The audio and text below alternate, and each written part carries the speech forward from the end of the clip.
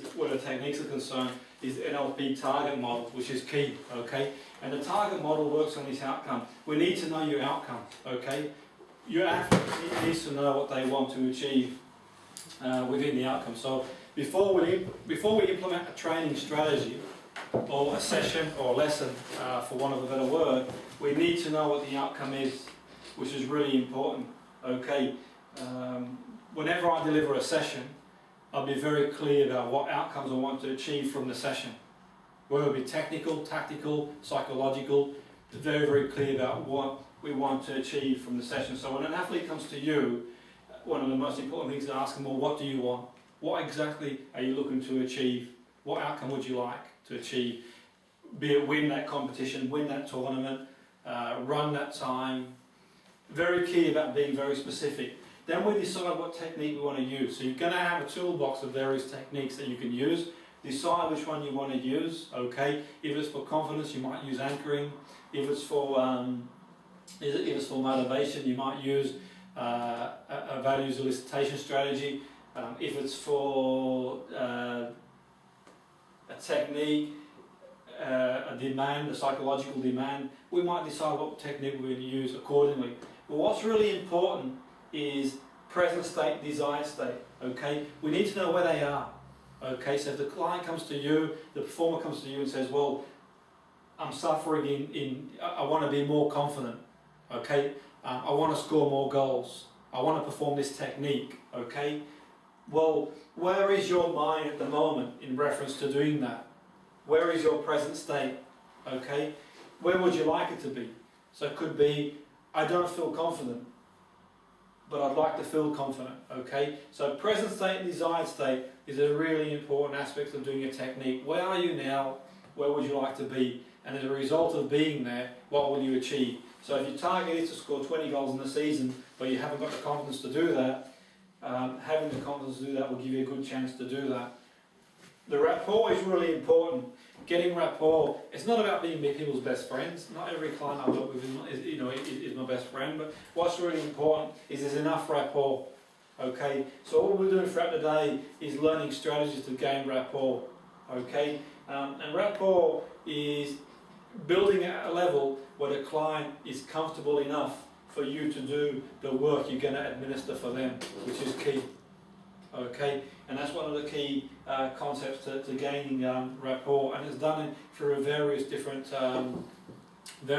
ways. We can decide to get the rapport, and some of that we'll be covering throughout the day as it's progressing. You know, a perfect example of rapport. Carl's been coming in doing some stuff with one of the teams I'm working with at the moment. He's got rapport with the group fairly rapidly. I've had various people coming in doing various work, regardless of their background. Go back to how many games they've played or what they've done and everything else. The rapport hasn't been there. So, and an interesting thing. And yourself, was it any NLP based strategies used, Carl, to get rapport? Was just I think because the amount of time I've been doing NLP now, since I first started doing it with you in 2008, I think it's just sort of become ingrained in me. Yeah. So it's something I'm sort of doing a lot of it subconsciously.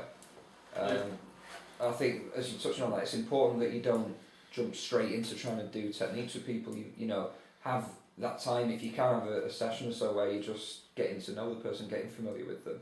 Yeah, I think that really does help. And it's a big part of succeeding as a coach, because if you haven't got that rapport there, then it's very difficult to do any technique you're going to do thereafter, even your own technique as well that you might do. Okay, state is important. Your state of mind and their state of mind as well. Okay, our state of mind is important because we want to be in the right place when we're doing a session. And we've all been there before. You have a long day, you've got a session on, or you turn up in the morning to a session, you've got something that's gone wrong somewhere, and your mind is hidden everywhere. It's about bringing that back in again and refocusing, being in that state of mind necessary to succeed.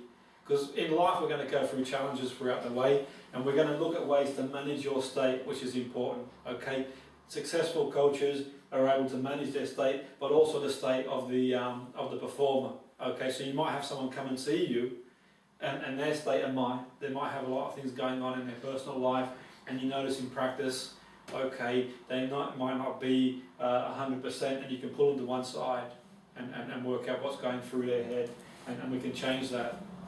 Okay, one of the ways and the key ways I manage state with teams I work with is I ask the team before they go out to play, or the individual, to imagine emptying all their thoughts in a bag. Put them all in a bag and leave them outside the change room for now. We can't affect it in the 90 minutes game or performance. If you want to pick up your thoughts later, great, but leave them there for now.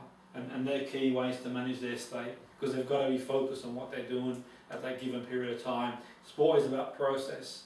Process is key in sport, and we'll look at that throughout the course, where it's good having your outcome and imagining yourself lifting that trophy, you know, whatever, but if we don't focus on process, we won't get there. Ecology is really important too. Consequences of changing and doing the technique. Are the consequences strong enough? Okay, do people like the idea, or do they actually want to have, or they want to do better? Okay, so the ecology is key. So the consequences of change, are they happy with that? So the first thing I'll ask my athletes is, are you happy with that? If you could have that now, would you take that? If you could have that confidence now, is that what you want? If you could future pace yourself at the end of the season and you've got them 20 goals in the bag, would you be happy with that? And they're key things to ask the client, the consequences. There will always be a consequence for everything that we do, okay? So if we're training, it might mean we need to get up early and fit an extra session in. And by fitting that extra session in, it might mean giving something else up. So we weigh all things up, and the consequences got to be there's got to be enough consequences to motivate the person to carry on doing that. That's a really key point where the target model is concerned. Okay, what's really important as well is the mind-body connection. In NLP, we've got what we call the Mercedes model, and what it is, it's a mind-body connection. What if we think about how if you were to walk, let's say you went home and your partner was sitting, you know, a certain way, you'd almost know whether they're in a good mood or a bad mood. Have you ever been in a situation where you turn up to work and you know that the boss or your colleagues in a certain frame of mind, without them even speaking really, and the mind-body is connected. The mind and body is connected. The way we look at that is our internal thought process affects our external behaviour and our internal feelings as well. So each part affects all other parts. We can get into the right state fairly rapidly by changing our physiology. Our physiology affects our mental state. Our mental state affects our physiology. So if you were sat down in a slump position for a minute, then you'd feel a certain way. Okay, if you were stood up in a more positive posture, you'd feel a certain way. So you can affect things fairly rapidly by changing your physiology. Okay, and the way to do that is a technique in NLP, which we'll do. We'll revisit when we do some practical work tomorrow outside. It's to walk with grace and power. Confident people break state by using their physiology. Okay. Let's use an example of people physiology. Does anyone ever remember the footballer Cantona a few years ago? Okay, the way he used to walk. He had a specific walk really. What did that tell you about him as a person? Yeah, exactly. Confident. A lot of things really, just without him saying a word. Okay, so that's the key. One of the things I do, and it's really mindful. One of the things to do is, whenever I'm working with a team, I will get them to, when they come out for the second half, to go and play, to stand upright, purposefully against the other team. Because immediately it puts, what do you think it's going to do to the other team if you've got a team that comes out the changing room, standing up straight, purposefully, looking confident and strong? What could happen to the other team in terms of their possibly, definitely, and also the team itself are in that frame of mind. in terms of where they've got to be. Years ago, I was working with a team, and we were playing against another team, and in the other team we were playing against, there was a lad who would become a client of mine, and we'd absolutely played this team off the park. We battered them in the first half. Yet it was still 0-0. We didn't score, and if you don't score, no matter how well you play, it's going to affect you. So we knew going into the second half that sport's funny, really. Or football, you know, they only got to score once, and they could get away with a win. Yet you could see in the second half, some of the players were sort of like thinking, we've done everything we can but score, can we keep this up? And I said to the lads, I said, when you walk out in the second half, make sure you walk out there, you know, upright, really strong, and get on there. And throughout the second half, however you feel, stay upright. Because the first thing that people do when they're tired, what do they do when they're tired? They look down, they slump. I said, no matter what happens, stay upright. Because if nothing else, it's going to get into the other team's head, but also will change the way you think and feel. And we have a training drill, which I'll show you tomorrow to work on that. Now, when I saw, and we'd eventually won the game 2-1, and when I worked with the client who was from the other team a few years later, he said that in their head, where he felt they were beaten, was around about the 70th minute, where they looked around them and they saw our team was just physically fine. Our team wasn't physically fine, they were run to the ground as well, because they all stayed upright and kept this strong posture about, and they thought, flipping heck, you know, these guys just are going to keep going and keep cutting at us. And it was at that point there was a turning point and made all the difference, really. So that's how important physiology it is, really, adopting the right posture. What I do when I do training drills, and I combine the physical element with the psychological element, I'll do a really grueling run where they've got to run 30 seconds on and rest for 30 seconds. And during that 30 seconds rest, I'll get everyone to stand upright. When their legs are hurting, when they've got lactic build-up, when they want to fall on the floor and collapse, stay upright, keep looking up, and take that into a game. And it's quite powerful, really, because their physiology has got a powerful state for themselves, as well as opening their airways for breathing, because they're not down. What they do is, one, have an impact on the opposition, and two, an impact on how they think themselves, their own process, which is really, really key. I've had situations in the past, notably one time we played an FA Cup game and we were losing 2-0, it was 2-0 in the first half, and everybody was like, you walk into the team, into the dressing room, and everyone's like in this really slumped position. So I consulted one of the other coaches and said, the first thing we'll do, we'll get everyone to stand up, everyone to stand up, and we'll go through the tactics of the second half, standing up, because that would get into their mind more purposefully. Okay, and that made all the difference. We come out and drew and took them to a replay. But I'm not just saying it was down to using the physiology, but it didn't do anyone harm. So we want to give ourselves the best possible chance to win. So we'll work on that. We'll work on the walk with grace of power, which is basically adopting a more purposeful position when we walk in. Okay, and we were once listening to a coach talking about cricket. It was in the late 90s, early 2000s, when the Australian cricket team had this breed of confident players that would walk out onto the pitch with an aura about them. And the first thing that the coach of a rival team had noticed was the aura about the team. It's just the way they walked out on the pitch with this confident sort of look about them, really physiologically, and it had a massive effect on how they would perform. Okay, so the walk with grace and power that we'll cover and get to work on tomorrow is a very, very powerful technique, because if you want to break state quickly enough and get to a more positive frame of mind, adopting a more positive, purposeful position will do that fairly immediately. Okay. What we have as well is the 3 legs of NLP plus 1. This is a formula for personal effectiveness. So we want to know, first of all, outcome. What do you want? And know when you have achieved that. Okay? So a lot of clients will come to work, I'll work with, they'll tell me what they don't want. I don't want this to happen. I don't want that to happen. Well, what do you want is key. You need to know, and your client needs to know what they want, which is really important, and when they've achieved that. Okay, and keep prompting them to tell you what they want until they give you an answer.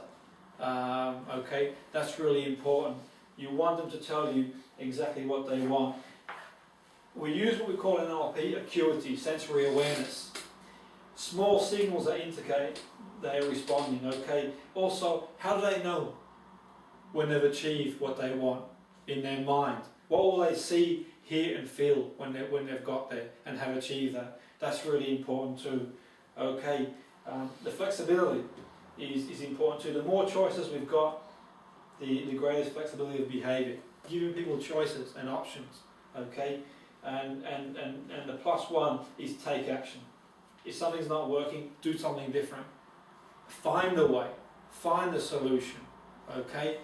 Never be beaten is a really powerful way in NLP. Keep going until you get to where you want to get to, okay? And keep finding ways to get there, having that persistence that beats resistance really is key. And accept that along the way you're going to have setbacks that you need to deal with, okay? And I've got in the manuals ways that you can deal with these setbacks that are quite powerful.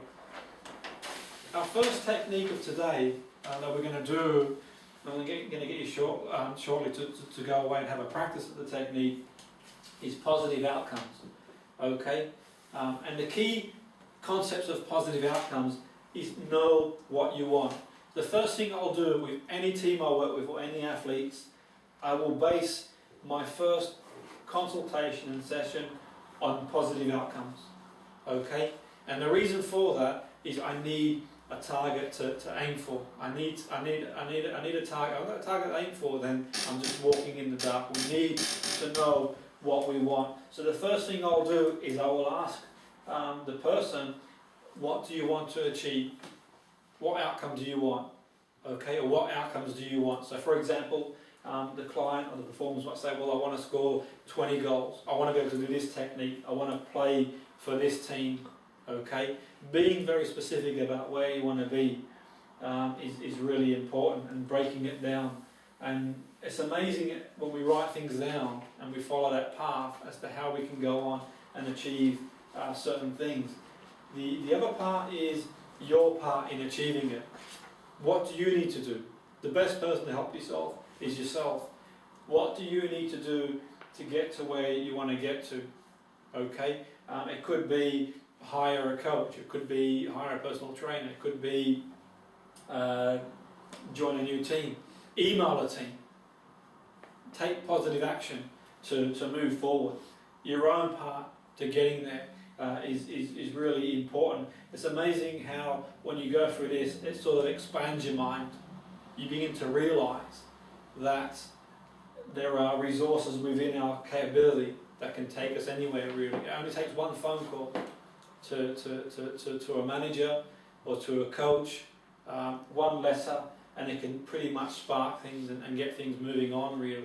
The amount of people I work with who I've done the exercise and then they email me back saying, it's amazing, I'm actually doing what I wanted to do, is phenomenal really. Okay, so it's a person who I was talking to a friend of mine recently who's got themselves a really big position in the media, and it was interesting really because I hadn't seen this person for a long while, and what was really interesting is I said, how did you get to where you got to? How did you manage to get there, so fast? And she said, I did what you told me to do. I asked. Simple as that. And you think, well, sometimes as human beings we always look for the most complicated answers really. When you think really, it's all, the solutions are always the simple ones really. So our own part, specifically, where, when, what do we do? Okay, so if our outcome is to become a certain level of fitness, or master a skill, or play for a certain team, or win a world championship, when specifically are we going to start doing the work? Okay, when will we train? What will we'll do during training? Okay, who will we get in touch with to help us on our journey? And these are key points as well. The size of the outcome is important as well. Okay, how big is the size? Some people talk about realism. I think realism is one of them sort of things really, where okay, I don't really like using the word realistic, yet we have to put things into context. If you were working with someone who's never run a marathon ever, and they're going to run one tomorrow, it's a pretty big size to do. Okay, so we want to sort of pace ourselves. That said, I can think of certain people in certain situations that far exceeded many other people's expectations. And I remember when I first got back into football at Bury in the youth team, and they sent us a player who no other team wanted. Nobody else wanted them because of their behavioural issues, or so I was told. And we gave the player a go. We gave him a go, and we managed him to a point. And this is League 2 football. He said that he wanted to go on and play on the biggest stage. And when he said that, you can imagine what everybody else was thinking. Hang on a second, you're in League 2 here. What right have you got to go and play on the biggest stage possible? A few years later, he was playing for Fenerbahce against Chelsea Football Club, scoring the winning goal because they beat him at home in the leg. And then a few months after that, he was playing for Turkey. He adopted to play for Turkey because he felt it was going to be, well, they offered him the opportunity really, rather than wait for the England team to call him up. And his mum, I believe, was Turkish. Colin Kazim-Richards, came out of nowhere. But in his own mind, he felt he could do it. So it wasn't important. And the interesting thing too about that is that, I'm an honest and open person about things. If someone had mentioned to me, I knew he could go a long way, but if someone had mentioned to me at the time, could he do that in that time frame, I probably would have thought, I'm not so sure. I wouldn't be so sure. So when I was interviewed by the paper and they asked me, did you think you could go on and do that in such a short time, I was honest. I said, I'm not going to bullshit anybody here, in all honesty. And then I read the same paper a few days later, the same manager who said he didn't think he was productive for the club because of behavioural problems said, yeah, of course, I knew all the time. But I mean, the important thing is, it's not what anybody else said afterwards, what we said at the time. In his own head, he felt that's what he could do. So as a coach, the one thing I'm always conscious of is, even if someone comes along and says to me, I want to do that, and I'm not so sure myself, in my own view, I'll let them run what they want. Okay. I think one of the biggest parts of that as well is that he stated positively that he wanted to play on the biggest stage, not that he doesn't want to play in League 2 the rest of his life. Of course, yeah, no, you're right. That's a very, very good point. In the positive, it was all about being in the big stage. It was all about being at the very, very highest level for him. Anything else wouldn't have done, wouldn't suffice. And of course, you hear the stories, as you always do. People will always say, I was as good as him, I was better than him at the same age. But what was the difference? What made the difference? And you can hide behind luck or whatever, all you want really. But in the end, if you're persistent enough and you've got some ability, you will get there. You will get there. Some people might get the odd break here or there for injury, illness, whatever else. But generally speaking, if you are persistent enough, you will get there. And I guess it says a lot for our system really, in terms of refining players. When you think about that there were teams writing this lad off. Okay. Writing him off, and I guess one of the reasons for taking him on, and I think that the key is understanding behavioural issues for doing obviously the other work that I do.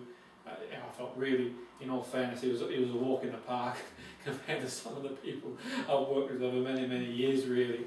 And in my own mind, sometimes I think it beggars belief really, because in my own point of view, if as a coach.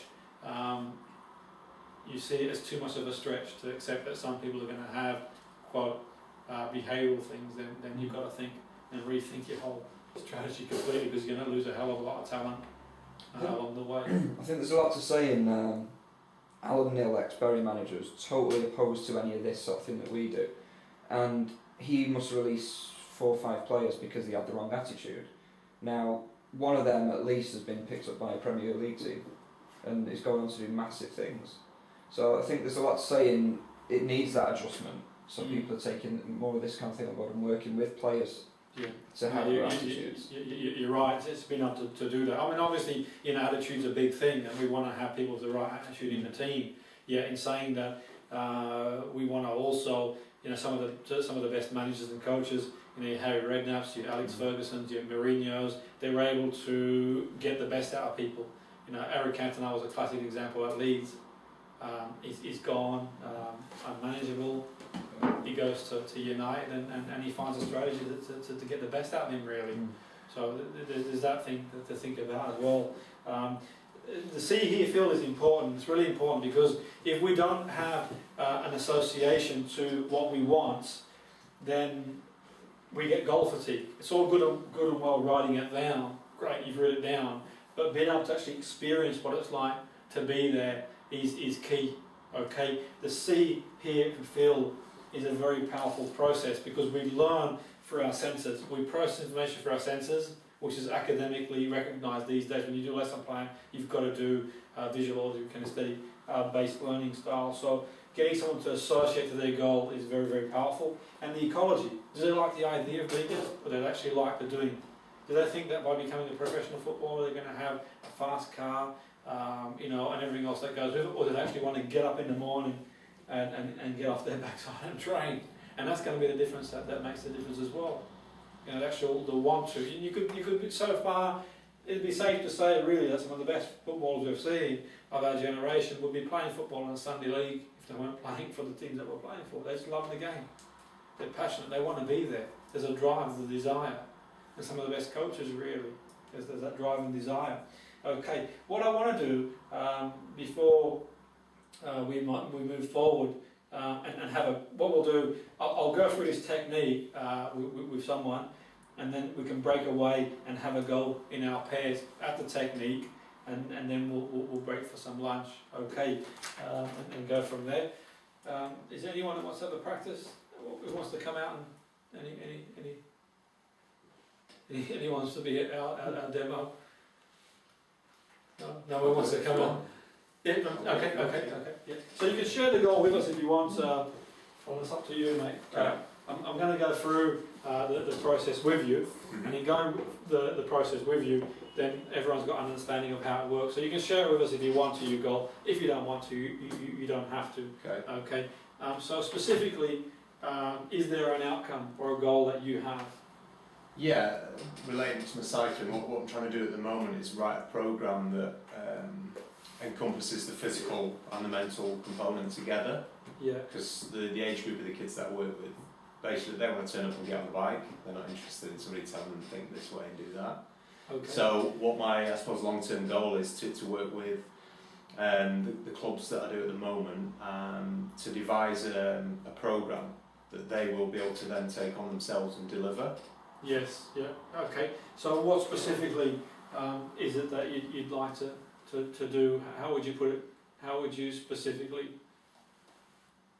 How would I specifically what? What would the specific outcome be as a result of the program? What would the specific program? I think what it would allow the kids to do under their own steam is to, you know, they come to the club and everybody gives them the guidance in terms of the exercise, the drills. We can teach them all those things, but as they progress and they get better and they start competing, I think it would allow them to bring in all those other skills that you touched on this morning, so they can go away and do it themselves. Yeah. Train properly, eat properly, think properly away from the session, and then bring it back to the thing.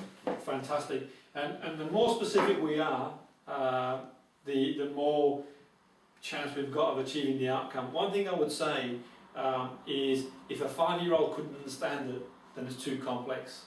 A goal or outcome is too complex. So the mind thinks in simple terms. Keep as specific as you possibly can. So in that case, we refined it to a very specific outcome, which was key, and we need to have a specific outcome. So the outcome is specific.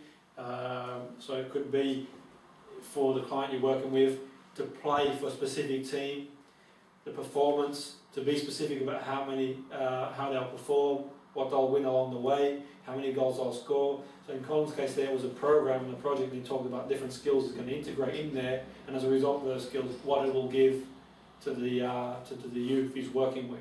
So it's very, very specific. Then we're going to look at your own part. So what's your own part in doing that yourself?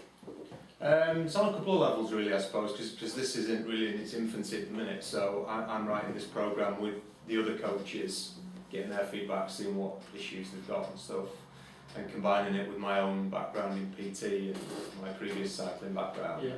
So I suppose it's trying to find a balance. My part is to, because a lot of the coaches that you take this idea to, they're a bit, well, you know, it's not really our thing, or because they've got no comparable, they can't say, well, it's like this, or they do it, or another team does it, because it's something quite new. It's trying to get past that. It's trying to show them, I suppose it's going back to the model of what the features and benefits of it are. Yeah, okay. So your own part in achieving that would be? It's trying to get across basically the benefits of this idea, why they should use it, what they're going to get out of it, what their club will get out of it. Okay, brilliant, okay. And specifically, how will you go about doing that? The plan at the moment is to work with some of the clubs that I already do, because I coach and I work with these clubs already, so I've got ins there. So I'll use what I've got, the people, the relationships, the rapport I've got currently, and then ideally once I can find a model that works, take it to other clubs, bigger clubs, clubs that are a bit more visionary and stuff, perhaps extend it, expand on it, because there's a lot of scope to take it in different directions as well, so just to grow it, I suppose, specifically. Okay, brilliant. Okay, how do you feel about the outcome, the size of the task in terms of the time frame you've got? I think where I am at the moment with it, and typically because of where cycling is, British cycling, etc. at the moment, it's a really good time for me to be doing something like this. Yeah, yeah. Because we also combine a lot of the issues that we deal with in terms of nutrition, obesity, all those issues. It's quite topical. So I would say at the moment it's quite apt that I'm doing it, where I'm doing it and with who I'm doing it with. You've got the Olympics coming up and stuff as well, so you've got the Tour de France, so I would say it's quite timely. Brilliant. And what I'll do now, I'm going to just get you to close your eyes briefly and get you to relate to, I want you to imagine you've got the outcome now. Okay, so I'm going to imagine you've got the outcome now, and I'm going to get you to reflect on what you'll see, what you'll hear, and what you'll feel. So you build an association for the outcome. Okay, and this is one of the key things when you're working with a client or a team, get them to, as well as writing them down, actually experience what it will be like to have the outcome. Because one of the two things you will do, you'll generate motivation. Because experiencing it will generate motivation. They'll go the extra mile to get there if they get an understanding what it's like. It's almost like, say, when you see the interview of the famous sports person who goes on to win Wimbledon or goes on to score the winning goal in the FA Cup or wins Olympic gold, I'll say, well, what drove you to want to do it? Well, when I was this age, I used to imagine myself doing this, that and the other.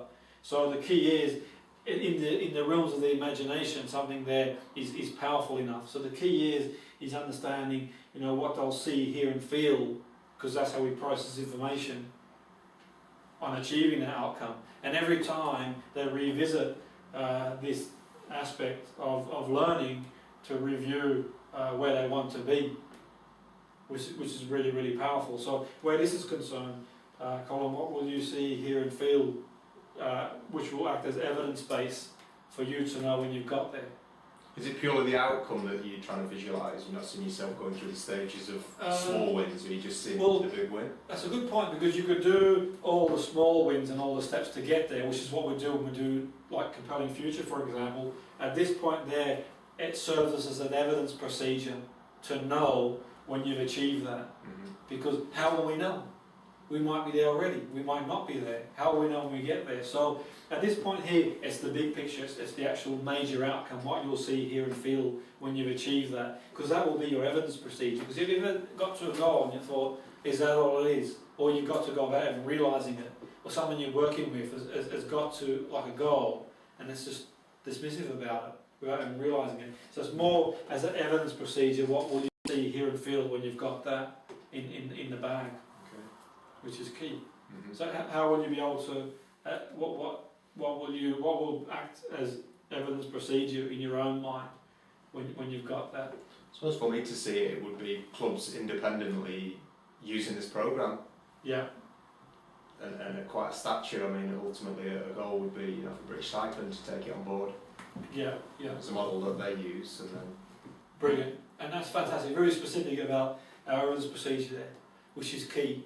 Okay, so it's all good and well having a goal, but we want to know, how do you know when you've got there and to move forward. Okay, and then finally the ecology. Okay, if you could have that in the time frame you want that, would you take it? Yeah, I think so. Yeah. Yeah. Would you, if you could have that in the time frame you want it? Is it something that you'd be, the consequences of having that? Are they positive enough for you to pursue Yeah, I think so. I think, as I say, because of the time where I am at the moment, and I think realistically, because of the inroads I've already made in this short space of time, Yes. I can almost sort of visualise how incrementally I need to move forward with it. So yeah, I would say so. Yeah, and it's really key. The ecology is a really important aspect of anyone ever achieving anything. And you know, I've taken people on work experiences for a long time. And when I was working for a club, I used to take people on board for work experience all the time, and they had like an understanding of what they thought it would be like to work as a coach in a footballing environment. And the first thing I would ask the performer or the coach is, what do you expect to gain from working in football as a coach? And they would tell me what they thought they would get. And I remember one guy specifically, he came on board and he had these, you know, really big delusions of grandeur of working in football. He would have this car, live in this sort of place that he imagined he'd live in, and you know, go out and do certain things. And I thought to myself, well, at what point does he mention the actual work? So throughout the week, he was working with me throughout the week, and the 10 o'clock start till 12 o'clock finish that he thought was going to happen wasn't the case. So I had him coming in very early in the morning because there was a lot of planning to be done, and we'd finish very late at night because there's a lot of work to be done in and around the club.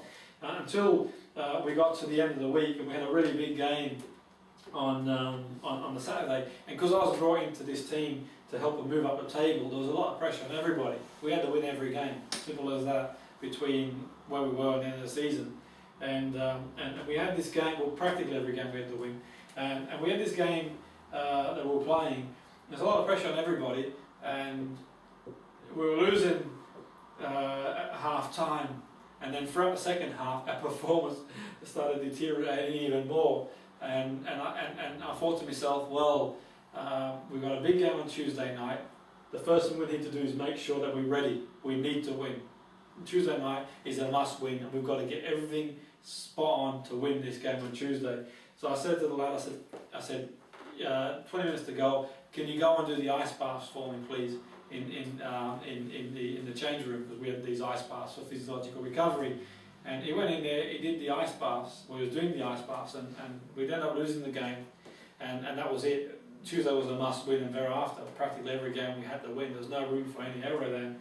And we all went into the change room. There's like a stunned silence, complete silence, until we could hear a rattling in the other door. Like, you got the change room, you got another door. We could hear rattling, and at that point, then the manager got up at the top of his voice, you know, who in the world is making, you know, and flung the door open.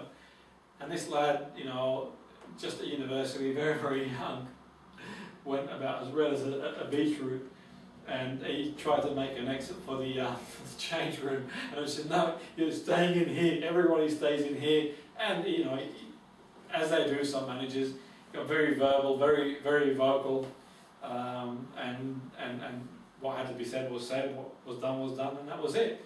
And I said to the manager, we've got to bring him in tomorrow to do a swim for recovery. Sunday, Monday we'll do tactics, and Tuesday, you know, we were going to have to win the game. So as we're walking away, we're having like a meal. Within an hour, we aim to get a meal into everybody so they can bring up their glycogen stores. I thought, well, he's gone, disappeared. So I give him a call to see if he was okay. And I said, you come on back in tomorrow, we're doing a swim. And he goes, well, I'm not so sure if I can make it. I said, well, I thought you were keen to stay for as long as you want. He goes, I'm not so sure if I can get down. I said, well, what's happened? What's changed your mind? He says, well, after this week, I've got the opportunity to do this sort of work. I don't think this football stuff's for me. I'm going to go into teaching, I think. I thought, God forbid. And it's like, the idea of doing it is great.